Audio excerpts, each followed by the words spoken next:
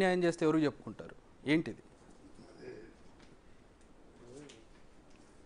హరీష్ రావు చేసింది చాలా క్లియర్గా మీరు చూపెట్టారు.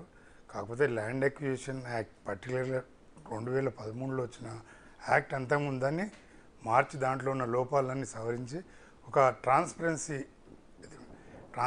ఉండాలి. అన్నీ అసలు అక్కడ నోటిఫై అయ్యే ముందే అక్కడ ఆయా ప్రజలతోటి వాళ్ళ అభిప్రాయాలు తీసుకొని ఇది ఇంత అవసరం ఉంది, వాళ్ళు అపోజ్ కూడా చేసే హక్కు కూడా చట్టంలో ఉంటుంది. ఇన్ని ఉన్నప్పటికీ కూడా ఇది అక్విజిషన్లో భాగం కాదు. రాజకీయ నాయకులు దౌర్జన్యంగా భూములు లాక్కోవడమే, చట్టాన్ని అడ్డం పెట్టుకొని, ల్యాండ్ అక్విజిషన్ చట్టాన్ని అడ్డం పెట్టుకొని, లేదా ప్రజా ప్రయోజనాల నుంచి ఒక డ్యామ్ వస్తుంది, ఒక రిజర్వాయర్ వస్తుంది కాబట్టి మీ భూమి మాకు కావాలని ఒక లెజిటిమేసీ పెట్టేసి అక్రమంగా ఈ ల్యాండ్ లాక్కోవడమే ఇప్పుడు ఈ తంతులో కనబడ్డంత ప్రధాన ఉద్దేశం. అసలు ల్యాండ్ అక్విజిషన్ అంటే ప్రజలకు మేలు కలిగేది ఉండాలి తప్ప ఈ అక్కడ స్థానికంగా ఎమ్మెల్యేనో మంత్రినో లేకపోతే తనకున్న పలుకుబడిని ఉపయోగించి మొత్తాన్ని లాక్కోవడం, ఫ్యూచర్ ఒక 100 ఏళ్ళ బతున్నాను, ఇది చాలా దౌర్జన్యం.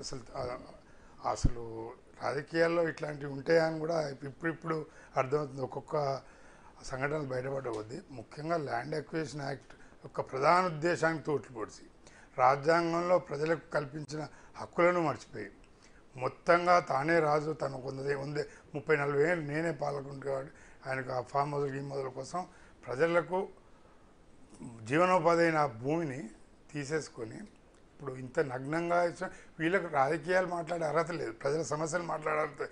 లీగల్గా మాట్లాడుకుంటే సార్ అసలు మనం రూట్ చూసాం, ల్యాండ్ ఎక్కడి నుంచి ఎక్కడికి వెళ్ళింది, ఎవరి ద్వారా ఆయనకు వెళ్ళింది, ఆయన అక్కడ ఏం చేశాడు అనేది చూసాం. లీగల్గా ఏ కేసులు వర్తిస్తాయి, దీనికి ఎలాంటి శిక్షలు పడతాయి? దీనికి శిక్షలు చాలా పడుతుంటాయి. మెయిన్ ప్రధానంగా ఇట్లాంటి కేసులలో 408, 409 అనేది క్రిమినల్ బ్రీచ్ ఆఫ్ ట్రస్ట్. ఈ ప్రభుత్వం అనేది ఒక దాన్ని ఏజెంట్గా, ఈ ప్రజలకు ఏజెంట్గా ప్రజలను పరిపాలించడానికి అయితే బ్రీచ్ ఆఫ్ ట్రస్ట్ అంటే నమ్మకాన్ని, ఏ నమ్మకం అయితే ప్రజలు ఆయన అధికారం ఇచ్చిందో ఆ అధికారాన్ని దుర్వినియోగం చేస్తున్నాడు కాబట్టి 100% 409 కింద వస్తుంది. దానికి 10 ఏళ్ళు వరకు జైలు శిక్ష ఉంది.